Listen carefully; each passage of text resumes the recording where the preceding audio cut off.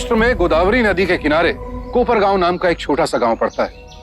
तकरीबन 2.5 लाख की आबादी वाले इस गांव में उस वक्त सनसनी फैल गई जब गोदावरी नदी के किनारे बेहोश हालत में एक लड़की पाई गई। कौन थी वो लड़की, कहां की रहने वाली थी, इस हालत में कैसे पहुंची, क्या थी उसकी कहानी, और सबसे बड़ा सवाल, क्या वो लड़की अपनी कहानी बताने के लिए जीवित बच पाई? इस लड़की का बचना अपने आप में एक चमत्कार है। ऐसा क्यों? क्योंकि अगर कोई नदी की धारा के साथ 12 घंटे बहने के बाद भी डूबे नहीं तो इसे चमत्कार नहीं तो और क्या कहेंगे? आप इतने यकीन के साथ कैसे कह सकते हैं कि लड़की नदी की धारा के साथ ही बह के आई? इसके 2 कारण हैं। पहला, लड़की की त्वचा से साफ पता चलता है कि लड़की कम से कम 12 घंटे पानी में रही, और दूसरा कारण, इसके हाथ और पांव पर कई जगह चोटें और घाव है जो बताते हैं कि लड़की ने तैरते वक्त पानी में इसके हाथ पैर पत्थरों से टकराए हैं। घाव मारपीट के भी तो हो सकते हैं। ये घाव वैसे नहीं, ये घाव तो पत्थरों से छिलने पर ही बने हैं। और मेन बात यह कि इसके सर के ठीक पीछे एक बड़ा घाव है, उसी घाव की हमें सबसे ज्यादा चिंता है। मतलब वो सर का घाव भी नदी में ही बना है? हो सकता है कि पानी में बहते समय इसका सर बहुत तेजी से किसी पत्थर से टकराया हो, या फिर यह भी हो सकता है कि घाव पहले बना हो और ऊपर से उठाकर पानी में फेंक दिया हो। डॉक्टर, ये सुसाइड अटेम्प्ट भी तो हो सकता है। शायद, तो राइट। लेकिन अगर ऐसा है तो इस लड़की का पहला सुसाइड अटेम्प्ट नहीं है, इसने पहले भी कोशिश की। तो क्या पहले भी सुसाइड करने की कोशिश कर चुकी है? इसकी कलाई पर काटे जाने के निशान साफ बने, कोई पुराना घाव होगा। दिल्ली से मिली लड़की को होश आ गया है। Okay, thank you. बाकी आपको लड़की से पूछ लीजिए। कम।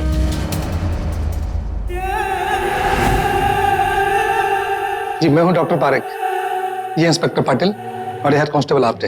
ये आपसे कुछ सवाल पूछना चाहते हैं, आपकी परमिशन है? जी।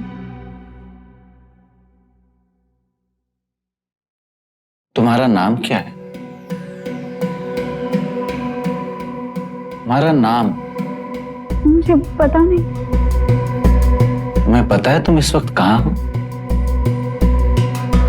तुम यहाँ कैसे पहुंची, कुछ याद है? तुम्हारा घर कहाँ है, किस गांव में है?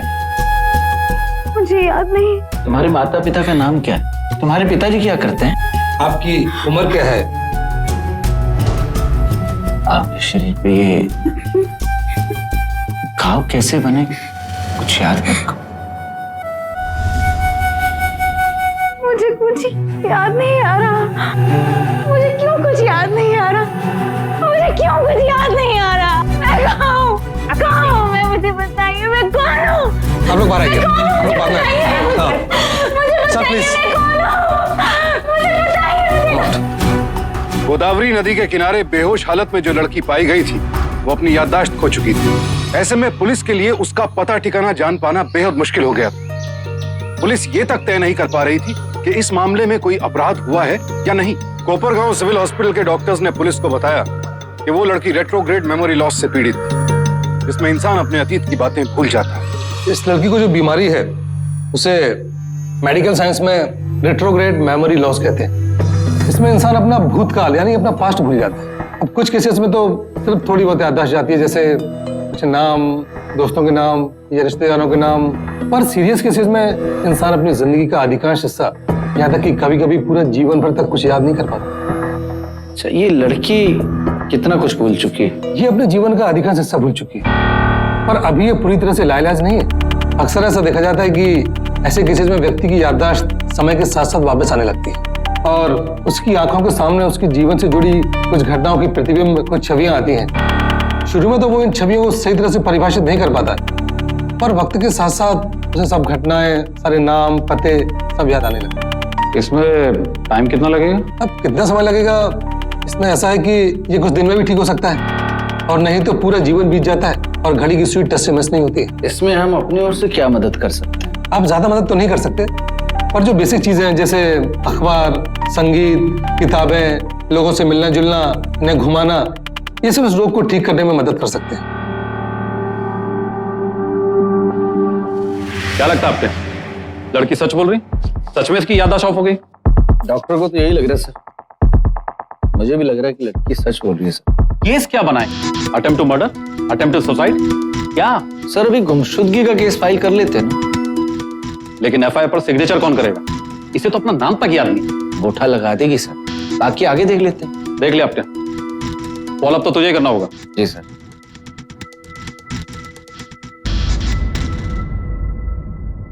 तुम शादीशुदा हो?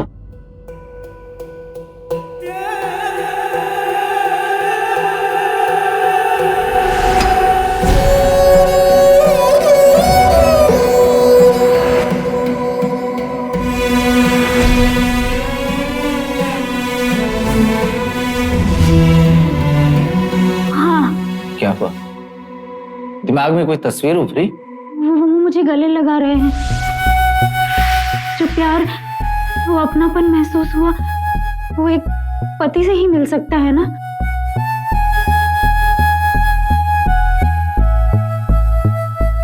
ये मंगलसूत्र याद है तुम्हें? जब तुम मुझे मिली थी तो ये तुम्हारी गर्दन में फंसा हुआ था।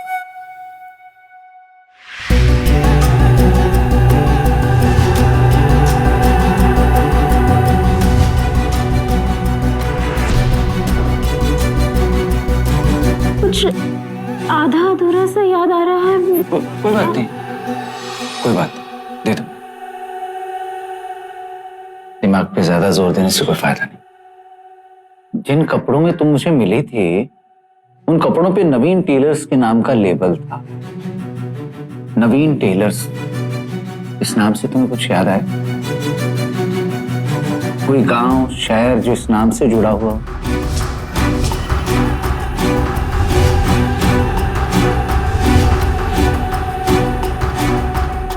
अच्छा, कोई बात नहीं। अब मैं ना कुछ शहरों और गांवों के नाम लूंगा जो गोदावरी कोपर गांव से पहले आते हैं। तुम्हें किसी भी नाम से कुछ भी याद आए तो मुझे रोकना।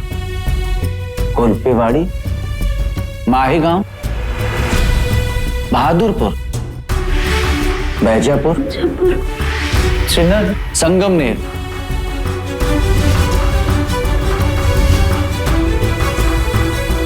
बस आज के लिए इतना ही। तुम आराम करो, मैं चलता हूं। आप कल वापस तो आएंगे ना? पक्का आऊंगा। आप जब अपनी डायरी में मेरे बारे में लिखते हैं तो मेरे नाम की जगह क्या लिखते हैं? गोदावरी, क्योंकि मैं गोदावरी के किनारे मिली थी इसलिए। हाँ, अच्छा नहीं लगा तो बदल देता हूं। नहीं, अच्छा नाम है गोदावरी। कौन है ये लड़की? ना जान ना पहचान, क्या करूंगी मिलके उसे? अरे दो चार अपनी सुनाना, एक दो उसकी सुन लेना, और कुछ बात नहीं। मैंने तो मौसम के बारे में बात करना शुरू कर दिया। उसे अच्छा लगेगा कि कोई उससे मिलने आया। खुश होगी ना तो याद करने में आसानी होगी। सुना, हाँ। गोदावरी,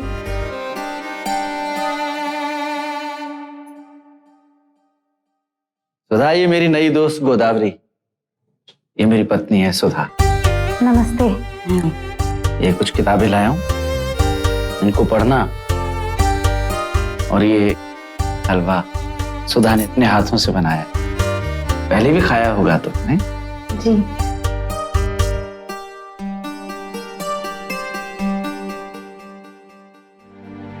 मुझे गजल सुनना पसंद नहीं है।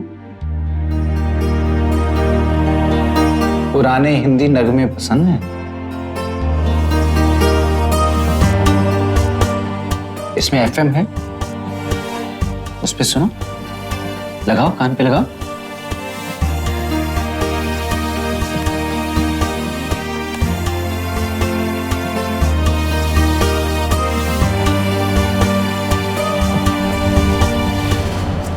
एक गली सी है, इसके आसपास बिल्डिंग्स है, वहीं हम रहते थे। ये कौन सी है मुझे याद नहीं आ रहा। एक घर है, दो कमरे हैं, एक किचन है, बेडरूम है, कुछ लोग आ जा रहे हैं। एक पति भी है वहां, और भी कुछ लोग हैं। मुझे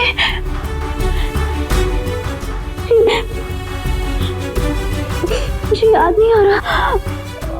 मुझे याद नहीं आ रहा। बस बेटा, बहुत मुश्किल लड़ाई लड़ रही है तू, और तू देखना जीत तेरी ही होगी।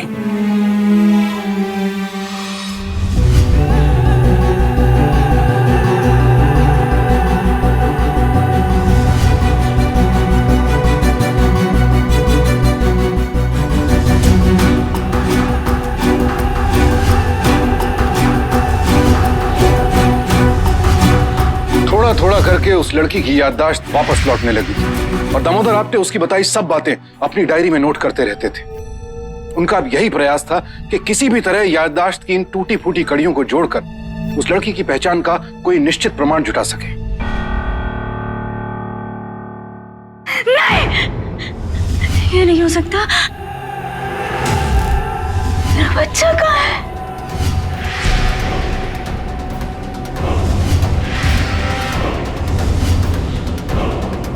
मेरा बच्चा कहाँ है? मेरा बच्चा कहाँ है? कहाँ है मेरा बच्चा? मेरा बच्चा कहाँ है? मेरा बच्चा कहाँ है? मेरा बच्चा कहाँ है? मेरा बच्चा मुझे लाओ। मेरा बच्चा मुझे चाहिए।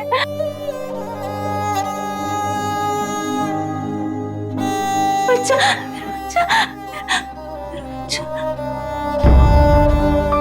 मुझे मेरा बच्चा चाहिए। मुझे मेरा बच्चा चाहिए। मुझे मेरा बच्चा चाहिए। मैं माँ हूँ उसकी। मेरे बच्चे को मेरे पास ले। वो मेरे बिना नहीं जी पाएगा। नहीं, मुझे मेरा बच्चा। देखो वो औरत मेरे बच्चे को लेके जा रही है। मेरे बच्चे को लेके जा रही है। मुझे उसके बदले में छोड़ो। मुझे छोड़ो। मुझे बच्चे के बच्चे। भाई आधी रात को उस लड़की ने पूरा हॉस्पिटल सर पर उठा लिया। वो बहुत जोर से चिल्ला रही थी कि मुझे मेरा बच्चा चाहिए, मुझे मेरा बच्चा चाहिए। क्या गोदावरी सच में किसी बच्चे की माँ है? हाँ, वो अभी भी अपने बच्चे को दूध पिलाने की अवस्था में है। 2 महीने हो गए इस लड़की को मिले हुए। नदी के ऊपर 50 किलोमीटर के आसपास के सभी गांव, सभी शहर और सभी पुलिस स्टेशन में हमने तहकीकात करके देख लिए। कहीं भी किसी भी औरत के लापता होने की खबर नहीं मिली और ना ही वो कोई नवीन टेलर मिला है, ना ही कोई सबूत मिला है और ना ही कोई गवाही देने आया है। अब आप तू ही बता, मैं इस फाइल को बंद क्यों ना करूं? नहीं सर, अभी तो उसे नाम तक याद आने लगे हैं सर। कल ही उसे याद आया कि उसके पति का नाम रवि है।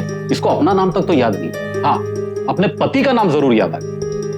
कभी कभी तो मुझे तेरी इस गोदावरी पर शक होता है। या तो ये कोई मेंटल केस है या फिर ये तुझे सॉलिड टोपी पहना रही है। माफी चाहता हूं सर, लेकिन मैं आपकी राय से सहमत नहीं हूं। आपटे तू इन लड़कियों को जानता नहीं है। एक पति 2 बॉयफ्रेंड, सब नॉर्मल चलता है। कोई कांड करके भागी है और अब तेरे कंधे पर चढ़कर मेला देखना चाहती है। वैसे भी सरकार भी इसका खर्चा नहीं उठाना चाहती।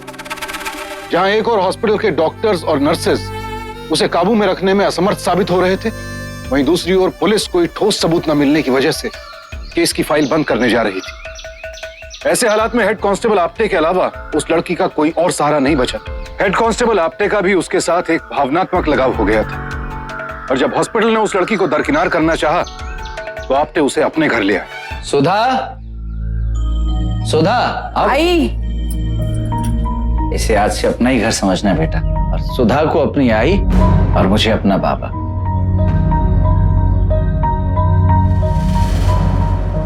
अरे ऐसी ही है ये। तो चिंता मत कर। हाँ? आप किसी अनजान लड़की को ऐसे घर कैसे ला सकते हो? उसे पूछना तो चाहिए था। सुधा धीरे बोल, सुन ले क्यों? सुनती है तो सुन ले। सुधा, तो और क्या करता मैं? सरकारी आश्रमों का हाल तो तू जानती है ना। अपने मन में कुछ तो दया रख। कौन है, किस खानदान से है? सच में भूल गई या नाटक कर रही है? सही और गलत की परख है मुझे। ये बाल मैंने धूप में सफेद नहीं किए। मुझे पता है मैं क्या कर रहा हूं। गोदावरी, गोदावरी, गोदावरी, गोदावरी, तू रो क्यों रही है? क्या हुआ? क्या हुआ बेटा? बाबा, ये न्यूज़ में जो गली दिखाई जा रही है वहीं पर मेरा घर था। थाने में है ये जगह।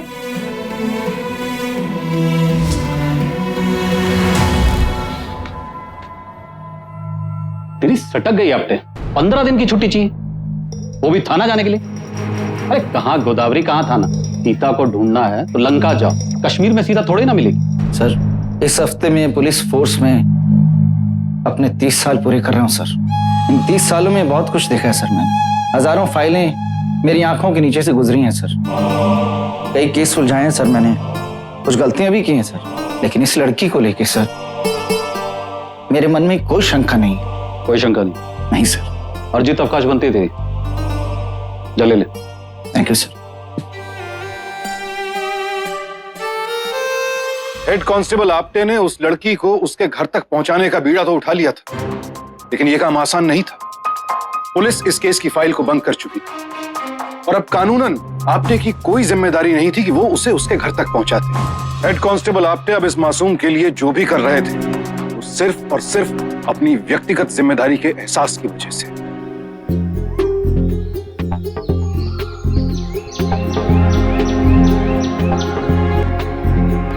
अरे दामोदर भाऊ, कसा आहेस? अच्छा हूं। नमस्कार वहिनी। नमस्कार। ये शंकर भाऊ है, थाने पुलिस में हेड कांस्टेबल। पुलिस एकेडमी के दिनों से जानते हैं हम दोनों एक दूसरे को। तो ये गोदावरी है? भाऊ, मेरे से जितना हो सकता था उतना मैंने पता किया है। नवीन टेलर के 3 जगह पे पता मिला है ठाणे शहर में। ये देख, एक राघोड़ी में, दूसरा घोड़बंदर रोड पे और तीसरा मसूड़ी लेक।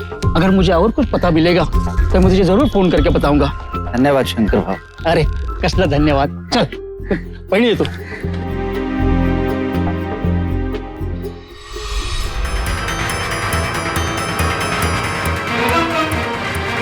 रवि,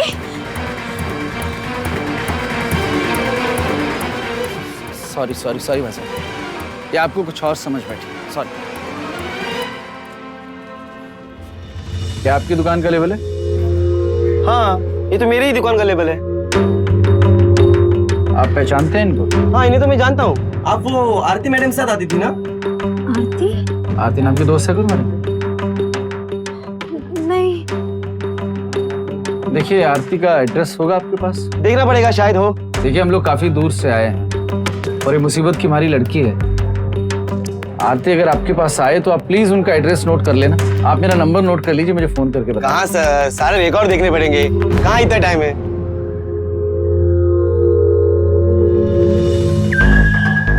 पुलिस, एक मिनट जरा बिल रुक दीजिए। एक मिनट साहब, एक मिनट। हाँ सर, पता मिल गया। B603 Neelkanth apartment, Ghodbunder road, Thane west. Thank you very much. आप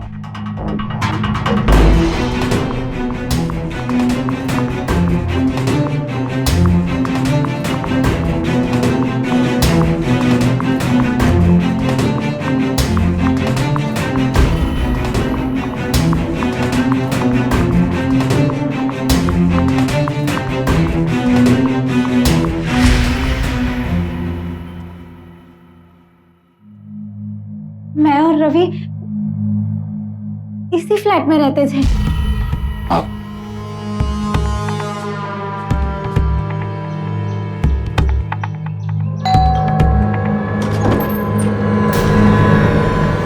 अरे कृष्णा, तू ठाणे वापस कब आई? और इतने महीने हो गए, फोन भी नहीं किया। नमस्कार। नमस्ते। मैं हेड कांस्टेबल दामोदर आप्टे, ये मेरी पत्नी सुधा है। हम लोग अंदर आ सकते हैं कुछ देर के लिए? जी जरूर। आप तुम्हारा नाम कृष्णा चौहान है और तुम्हारे पति का नाम रवि चौहान। मैं तुम्हें वही बता रही हूँ जो तुमने मुझे बताया था। लगभग 3 साल हुए तुम्हारी शादी को हुए। तुम पुणे से हो और रवि नासिक से। रवि नासिक से? जी हाँ, रवि के परिवार वाले नासिक से हैं। गोदावरी नासिक से निकलती है और कोपर गांव गोदावरी से 80 किलोमीटर नीचे आता। मैं 50 किलोमीटर के आगे भी देखना चाहिए था। तुम लोग कॉलेज में मिले और फिर तुम लोगों में प्यार हो गया। तुम लोगों ने बिना घर वालों से बताए हुए शादी कर ली। दोनों के घर वाले खुश नहीं थे। फिर रवि को ठाणे में नौकरी मिली और लगभग 1.5 साल पहले तुम सामने वाले फ्लैट में रहने के लिए आ गए। फिर हमारी तुम्हारी दोस्ती हुई और यहाँ आने के 3 महीने बाद तुमने बताया कि तुम प्रेग्नेंट हो और उन दिनों रवि से तुम्हारे बहुत झगड़े हो रहे थे। तुमने सोचा कि बच्चा हो जाएगा, फिर तुम्हारे माँ बाप तुम्हें माफ कर देंगे। और एक दिन अचानक तुमने आके हमें ये बताया कि तुम रवि के साथ अगले हफ्ते नासिक में शिफ्ट कर रही हो, क्योंकि रवि की नौकरी वहां लग गई थी। और तुमने ये भी बताया कि रवि के घर वालों ने तुम्हें स्वीकार कर लिया है। बस वो दिन था और आज का ये दिन है। ये कृष्णा की कलाई पे जो घाव हैं, ये पहले भी थे क्या? जी नहीं, मैं भी पहली बार ही देख रही हूँ। अच्छा, रवि जहाँ नासिक में रहता है उसका एड्रेस है आपके पास? या थाने में जहाँ जॉब करता था उस ऑफिस का नाम पता कुछ भी? सॉरी, इन दोनों के बारे में मुझे कोई आइडिया नहीं है, लेकिन रवि और कृष्णा किराएदार थे, तो उनके फ्लैट के लीज के पेपर में उनका परमानेंट एड्रेस जरूर हो सकता है। उनके मकान मालिक को मैं जानती हूँ, शायद उनके पास लीज की पुरानी कॉपी हो। Thank you very much. ये पेपर सर आपके लिए। थैंक यू वेरी मच भाई साहब। Thank you sir. Thank you, thank you. हाँ, ये कौन से थाने के अंडर आता है? सतपुर थाना। अच्छा, वहां कृष्णा चौहान की लापता होने की एफआईआर दर्ज कराई थी इन्होंने? ओके, बस अब एक बार रवि चौहान के पते की पुष्टि करते हैं। ठीक है, थैंक यू। Thank you. मेरा मोबाइल नंबर अब तो रहेगा ना तेरे पास? जब भी मन करे मुझे फोन कर लेना। और हाँ, मुझे और भी जितना कुछ याद आएगा मैं तुम्हें सब कुछ बताऊंगी। 2 घंटे बाद कोपरगांव की बस आएगी, मैं उसी से चली जाऊंगी। तू भी साथ चल देती। मेरे मन में जो शक था वो दूर हो गया। खैर, आप कृष्णा को लेके नासिक चले जाइए, मैं आपका घर पर इंतजार करूंगी।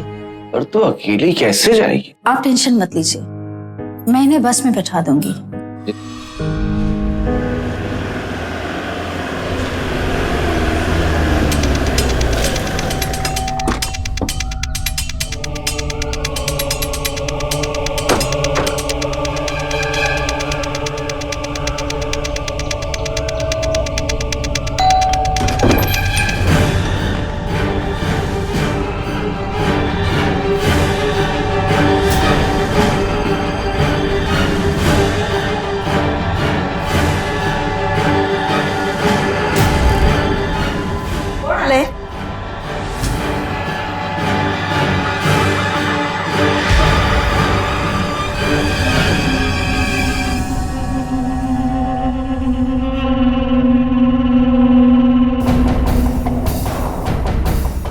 कृष्णा,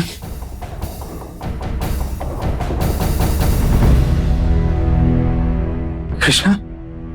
रवि चौहान? जी हाँ। इसे सिर्फ तुम याद हो और कोई नहीं।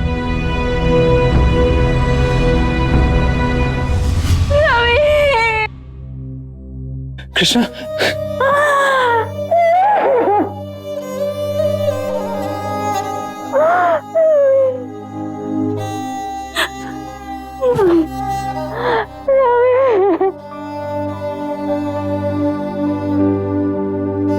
तुम्हारे अलावा कृष्णा के लिए ये सब लोग अनजान हैं। बीती हुई जिंदगी की बहुत कम बातें याद हैं इसे। कुछ 2 महीने पहले इसे अपनी जिंदगी से जुड़ा हुआ कोई पहला नाम याद आया तो वो तुम्हारा था।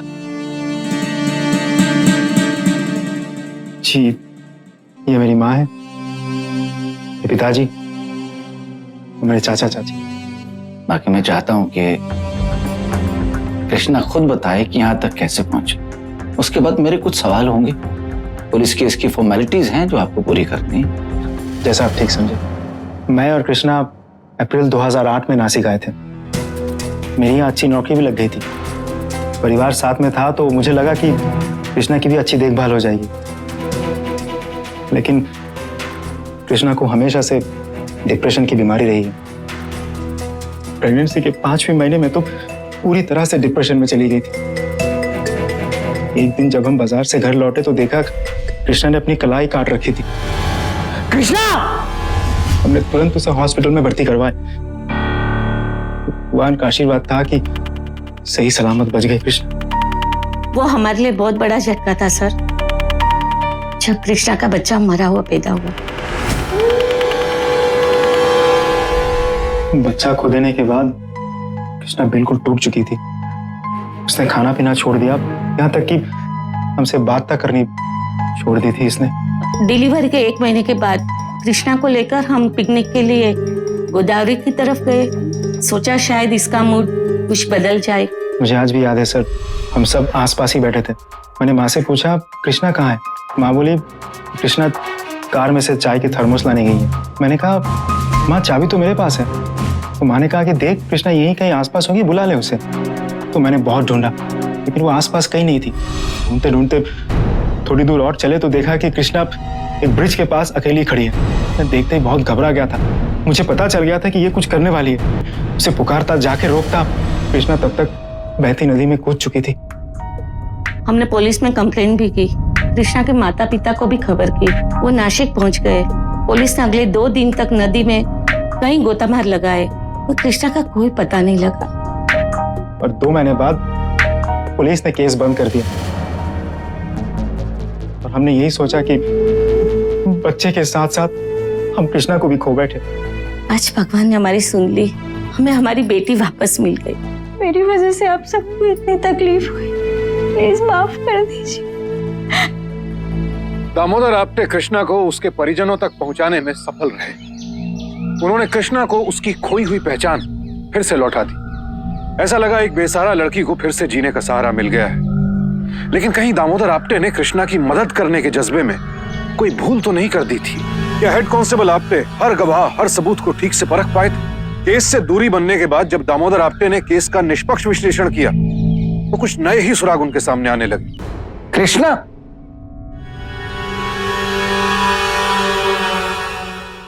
क्या हुआ? रात को कौन सा काम याद आ गया आपको? कुछ नहीं, तो सो जा, मैं आता हूँ 5 मिनट।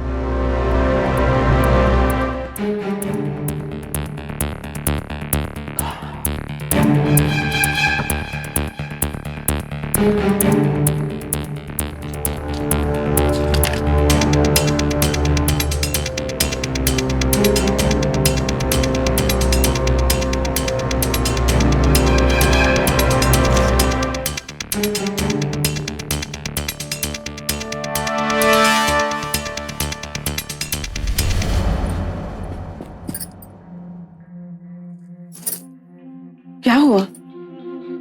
रात भर आप सोए नहीं? मुझसे गलती हो गई है सुधा। जब तक उस गलती को सुधार नहीं लेता नींद नहीं आएगी मुझे। कैसी गलती? मैं कृष्णा को लेकर भावुक हो गया था सुधा। 30 साल की करियर में मैंने देखा है, जहां पुलिस वाला भावुक हो जाए बस गलतियां वहीं से शुरू हो जाती हैं। कृष्णा ठीक तो है ना? वही पता करना है सुधा।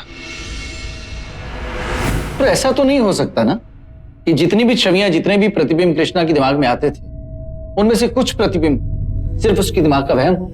हो भी सकता है, क्योंकि सिर्फ वही लोग नहीं जिनकी याददाश्त खो चुकी है या जो अपनी याददाश्त खो चुके हैं, बल्कि हम जैसे ठीक ठाक लोग भी जब कभी अपने अतीत के बारे में या अपने पास्ट के बारे में सोचते हैं तो अक्सर गलतियां कर बैठते हैं। डॉक्टर, कृष्णा को साफ साफ याद आया था कि उसने एक बच्चे को जन्म दिया। उसे उस बच्चे को दूध पिलाना याद था डॉक्टर। उसे अपने पाँव में झूला झुलाना याद था। क्या ये सब प्रतिबिंब भी उसके दिमाग का वहम है? उसके दिमाग में जितनी छवियां आई डॉक्टर, वो सब के सब सही प्रमाणित हुई हैं। सिर्फ इस बच्चे से जुड़े प्रतिबिंब हैं जिनका कोई साक्ष्य नहीं मिला। फिर तो बहुत दुविधा है, क्योंकि मैं भी अभी यकीन के साथ कुछ नहीं कह सकता। Thank you doctor.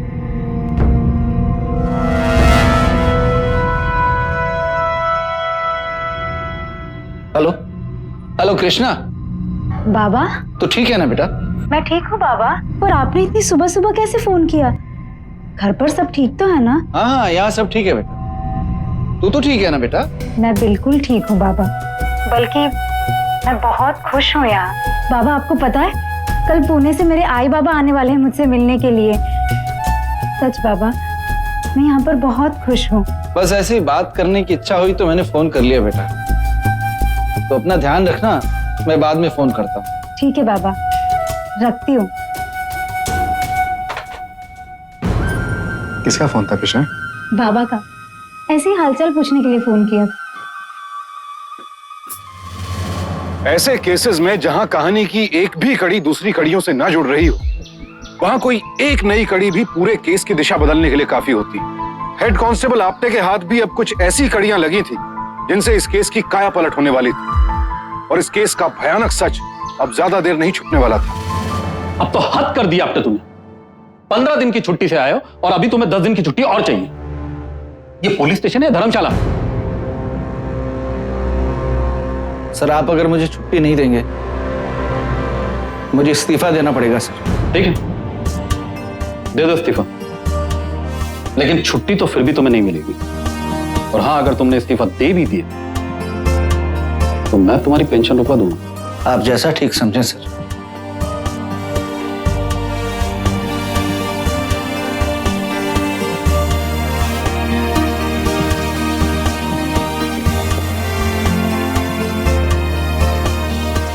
Thank you sir. Sudha, मेरा मन कहता है कृष्णा खतरे में है। मैं तुम्हें समझा नहीं सकता, ना ही मेरे पास कोई सबूत है, लेकिन मेरे मन की आवाज गलत नहीं हो सकती सुधा। ये क्या करने जा रहे हैं आप? अकेले ये सब कैसे करेंगे? मुझे करना ही होगा सुधा। पता नहीं मुझे ऐसा क्यों लगने लगा है कि मैं अपने ही हाथों उस बच्ची को उन कसाईयों के हाथ सौंप पाया। मुझे जाना ही होगा सुधा। पिछली बार तुमने बताया था कि रवि और कृष्णा के बहुत झगड़े होते थे। तुम्हें पता है झगड़े किस बात को लेकर होते थे? ज्यादातर झगड़े तो पैसों को लेकर होते थे। रवि अक्सर नौकरी छोड़ देता था और कृष्णा के पिता पुणे के बहुत बड़े जोहरी हैं, तो उसे ऐसा लगता था कि उसको आर्थिक सहायता उनसे मिल जाएगी, लेकिन ऐसा हुआ नहीं। अच्छा, रवि और कृष्णा जब यहां से गए थे तो तुम्हें याद है कि कृष्णा कितने महीने से प्रेग्नेंट थी? 3 महीने।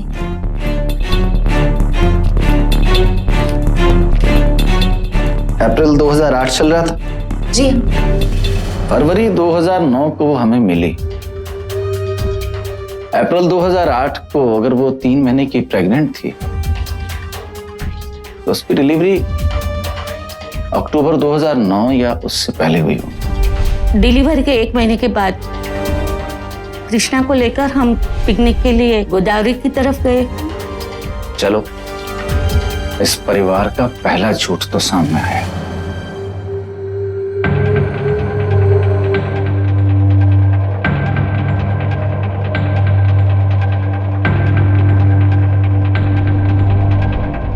जब इतना कुछ करके देख लिया है तो आज 55 साल की उम्र में कानून भी तोड़ के देख लेता हूं।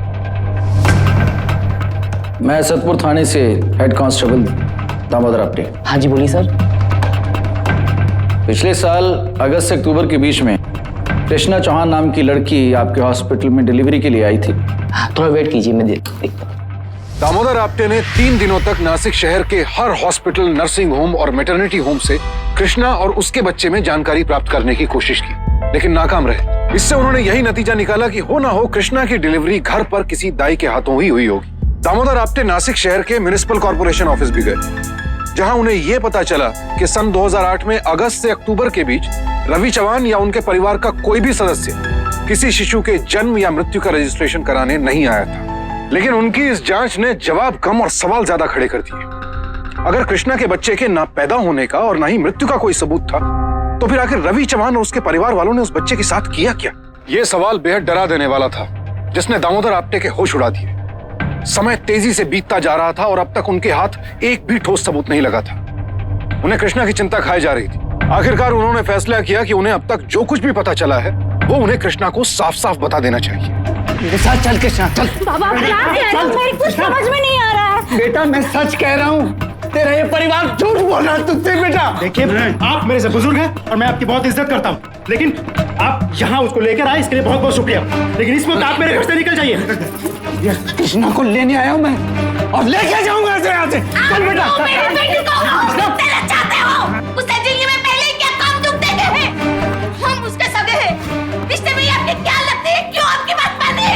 तूने नदी से कूद के आत्महत्या करने की कोशिश नहीं की थी। इन लोगों ने धक्का दिया। आप मेरे घर से निकलेंगे या मैं लोकल पुलिस को फोन करूं? इनको पता नहीं है कि 2 चाय करेंगे। चले निकले मेरे घर से, इसके लिए आपको मैं जेल भिजवा सकता हूं। बेटा, अपने माँ बाप पे भरोसा है तुझे, है ना? हाँ बाबा। तू मेरे साथ चल, मार देंगे तुझे लोग। चल मेरे साथ।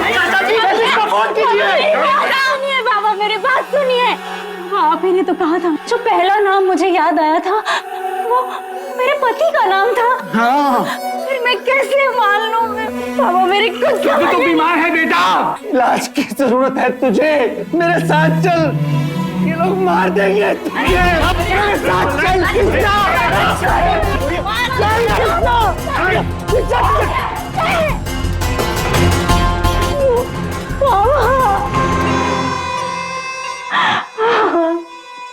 मेरी बात सुनो, तुमसे गलती हुई है। उस लड़की को नासिक में ही लाया था, उसकी जान को खतरा है। नहीं, मेरी बात सुनो।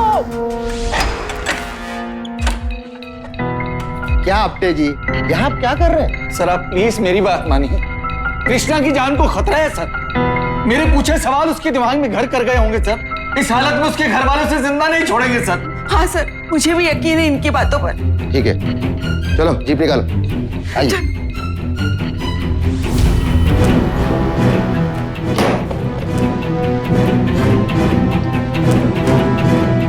सुनिए, ये चौहान फैमिली कहाँ गई है? वो तो सुबह सुबह निकल चुके हैं गाड़ी में बैठ के अपने परिवार के साथ। गाड़ी में? कहाँ? वो लोग पंचगनी गए। वहाँ का कोई पता है आपके पास? नहीं, वो तो नहीं है। गाड़ी का कोई नंबर, रंग वगैरह? हाँ,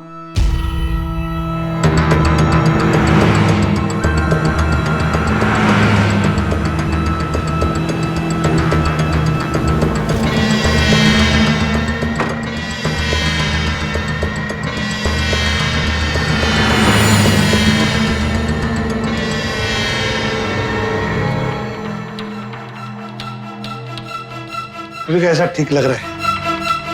थक गए बहुत। हाँ, रख दो। कुछ चाय वाय हो जाए? हाँ बिल्कुल। हाँ जी बिल्कुल। बहुत थक गए। मैं देखती हूँ।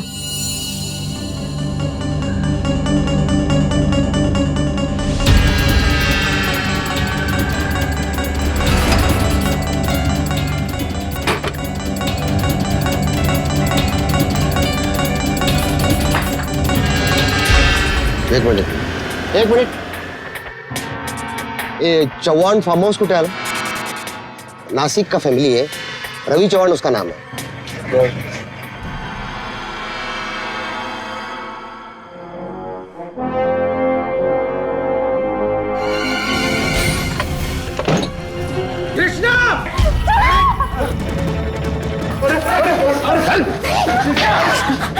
चल चल तो।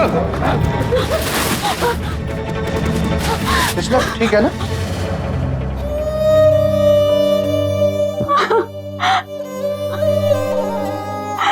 बाबा, आप सच कह रहे थे बाबा।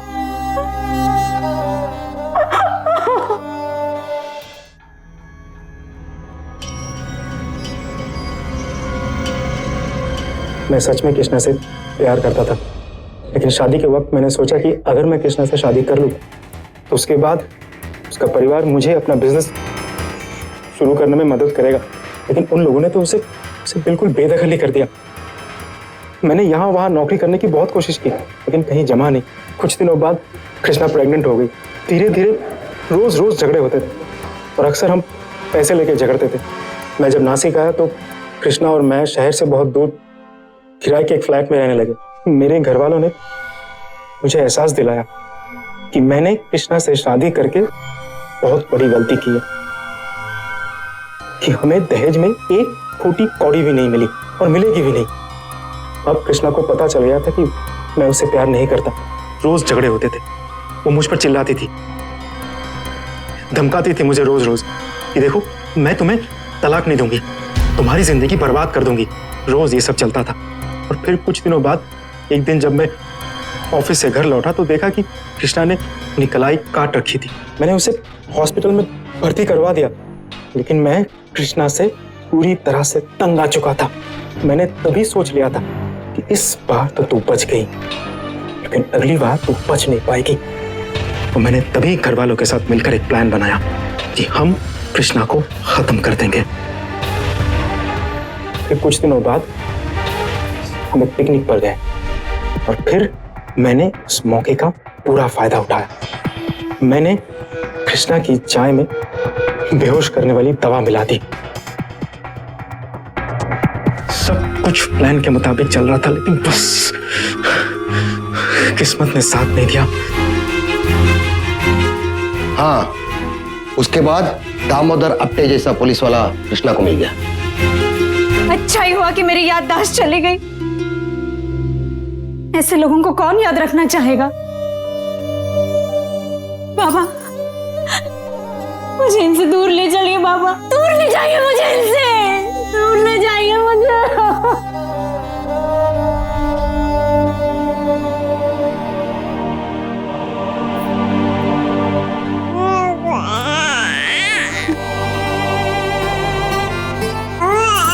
आज से तुम हमारी बेटी हो, हमारे साथ रहोगी, हमारे घर में।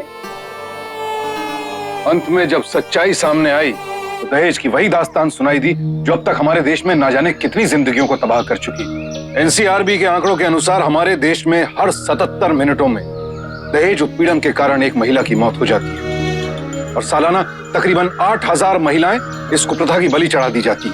याद रखिए, दहेज लेना और देना दोनों कानूनन अपराध है और दहेज उत्पीड़न के खिलाफ आईपीसी के सेक्शन 498A, 304B और 406 के अंतर्गत सजा का प्रावधान है। लेकिन यह मामला प्रत्यक्ष रूप से दहेज का नहीं था, इसलिए आईपीसी की धारा 307 के तहत अटेम्प्ट टू मर्डर यानी हत्या के प्रयास का मुकदमा चला और रवि, उसके माता पिता और उसके चाचा चाची को 10-10 साल की कैद की सजा सुनाई गई। यह केस और भी कई कारणों से अनूठा था।